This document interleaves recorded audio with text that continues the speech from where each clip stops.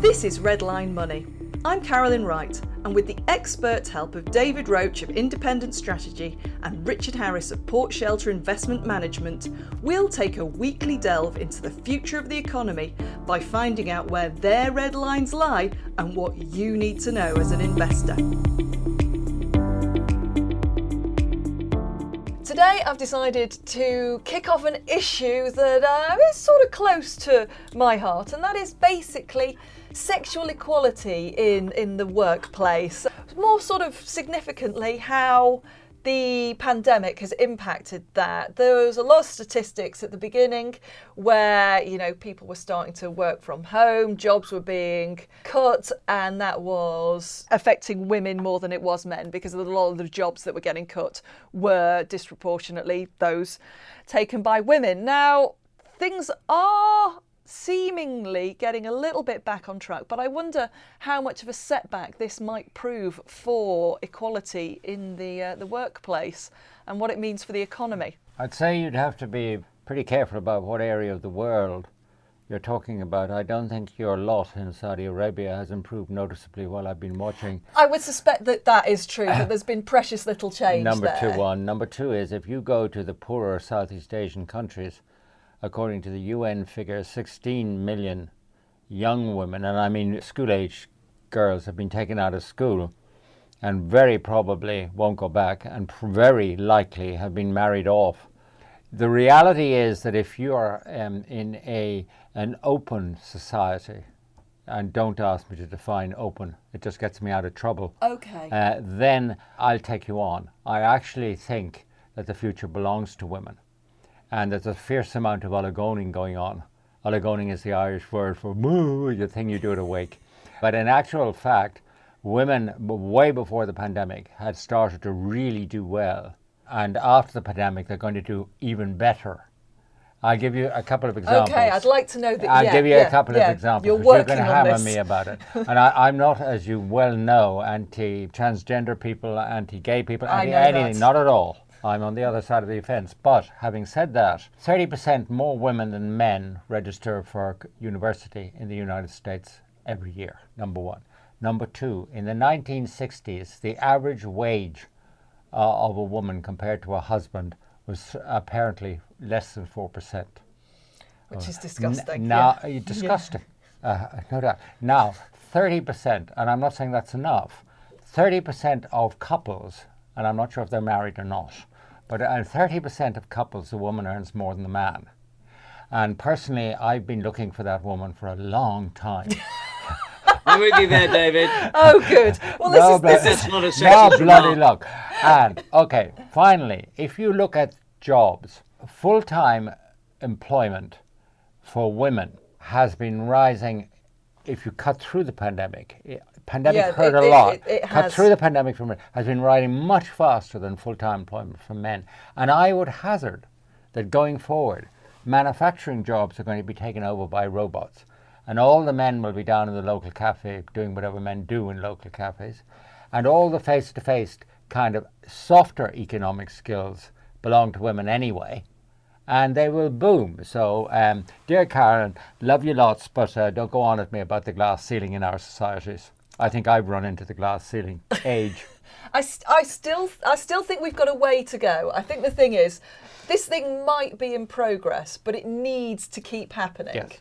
If you look at our own industry of fund managers, 11% of the funds are managed by females, 87% of males. Now, I find that an extraordinary figure, and that's from the Citywire Fund Manager database that has come out, I think, about 9 years in a row now. So they followed it pretty closely over time.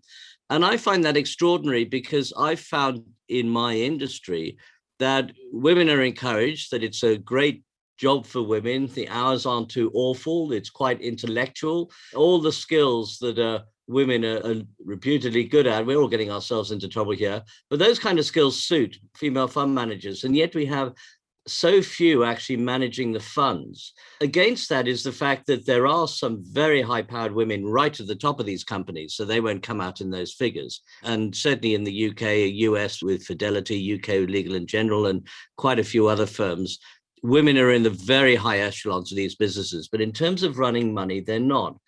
And what CityWire is saying is that one of the key figures is the turnover rate, because in 2020, the turnover rate for women, they're changing jobs, was 42%. For men, just 27%. Now, okay, strip coronavirus out of that to 2019, it's 40 against 28. And their view is that it's this turnover that's doing the damage. And so what is driving that turnover is the big question. Is it that women are still facing the very old-fashioned issues of they decide they want a family and they end up being the ones who have to give up a job? Is it that they're still working in what is imbalance towards men and actually is still a bit of a boys' club to join, and just they struggle to actually thrive and survive in that environment? Which do you think it is? Because I believe that I've read a fair amount of statistics saying that women actually can get better returns on money. So in theory, you'd think they would be the better investment managers. I think the investment management industry is full of people whom I would never want to have dinner with because they are culturally so awful. They may be, I mean, they're way cleverer than me in the sense, American use of the English language, the use of the word smart, which has a rat-like quality. Yeah. But as regards sitting down and discussing Milton, John Donne, Friedman, or even women's rights, forget it. These people are people who are focused on what's your latest idea, what's your best investment idea, David? And that's the limit of it. And I think that's a terrible industry.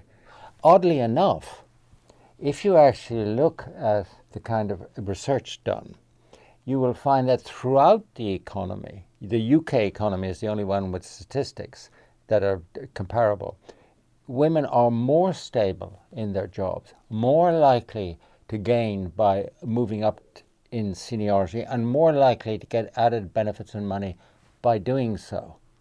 So it's not everywhere. That seems to fit into the idea that a lot of these women do reach the very top of the hierarchy because they're there, they're solid, they're loyal, they're good. So they reach the very top. But this middle order... That's the problem. I'm talking about fund management, isn't there. I'm not so sure it's down to the aggressive boorishness of a lot of men in the financial industry, which is undoubtedly the case, because you can get some very aggressive women too who can handle themselves. I know I ran a team of 27 women and 1 man once, but I think that this issue of maybe breaking the career halfway is a problem. One of the most fascinating classes I ever went to at one of my business school reunions was one about this. And somebody asked the question, we were 15, 20 years outside graduation from business school. Somebody asked the question, how many women are still employed? And out of a class of over 100, of which 50% of women, 3 hands went up. And that was quite a shock, so much of a shock that a class of Harvard Business School former students were silent. So, Caroline, why is it that we have this kind of mid-career break? Well, you see, I have to say, this is not something that's hit me. I am not a person who has experienced this. I don't personally have kids. I still think that is one of the key aspects. But I wonder whether women just have a slightly different attitude towards money and careers generally. From my perspective, maybe it's more of an understanding of what's an adequate level of money to be making, rather than striving to make the very most amount of money and having a life that you enjoy. But that could work very well because, I mean, not the whole world wants to be plunged into a goldfish bowl of piranhas like Goldman Sachs. No. A lot of people want to, particularly now that other values have come to the fore, thanks to COVID, albeit temporarily, you want to be in an organization which in some ways has a culture and a coherence and a team spirit. The question I have for you, Caroline, which is actually building on the unquestioned originality of Richard's question, is this baby issue. Now, I'm not against babies, though I Yeah. think they should be actually put in the back of airplanes and banned in hotels and a few other things I like could that. agree with you on that, to be honest. you know, Yes, absolutely. but We'll drink to that's that. not my point. The point is, when I look at the graphics, and I look at the graphics a lot, what I see in China, which is after all a fairly important place about having children, Yeah. is that as women get more educated, which they do exponentially, the number of babies they have follows a matching downward goes downwards. exponential This is curve. true, yeah. Now, so women who get educated in China don't have babies or have far less babies. Yeah. Now, that has enormous significance. If women are going to have less babies, then you're looking at a different type of economy. Children's clothes, children's toys, Toys R Us, education. All of these things switch into something different if women, in order to pursue the careers at a high-flying level, cut down, and a highly educated level, cut down the number of children they've got. You have a completely different consumption policy. You have a completely different ratio of old people to working people, which actually makes the demography from the point of view of productivity and spending completely different to what it would otherwise have been. It does, but not particularly positive, I would have thought, because now we're talking about relatively low ticket items, often relatively unsophisticated items. We're not talking about business trips around the world or commercial property where the big money is. I don't know. I think those women are.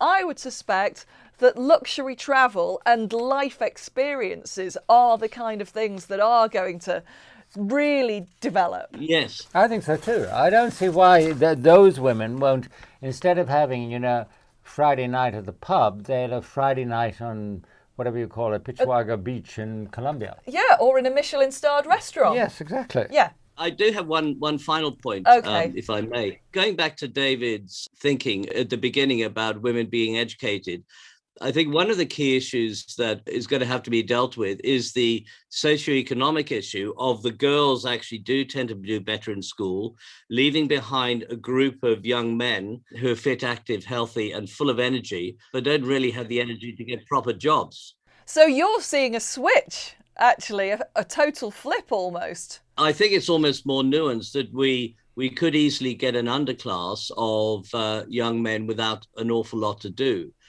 which is quite a dangerous situation. The clever ones, the ones who are well educated and stuff, they'll get top jobs.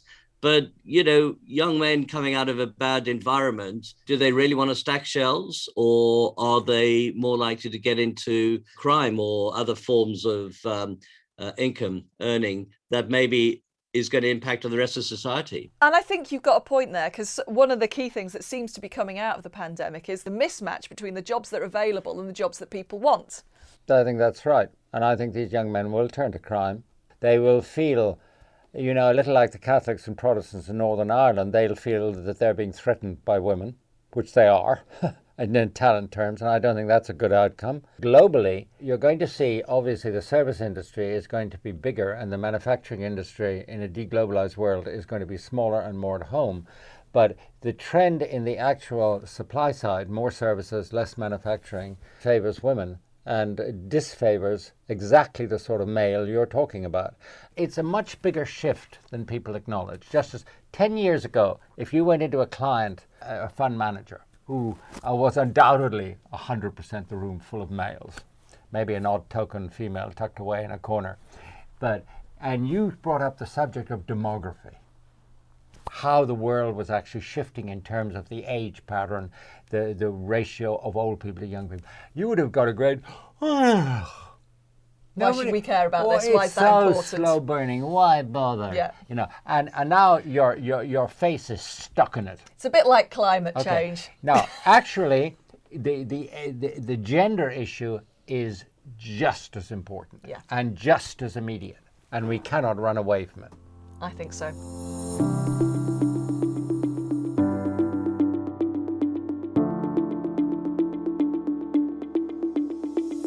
Redline Money takes the expertise of David Roach of Independent Strategy and Richard Harris of Port Shelter Investment Management as they talk markets, prices, bubbles and busts, and some even more interesting topics.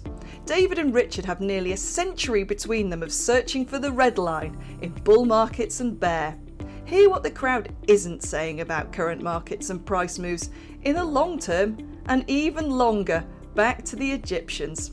See markets as an engineering system, a biological organism, or as the behaviour as subatomic particles.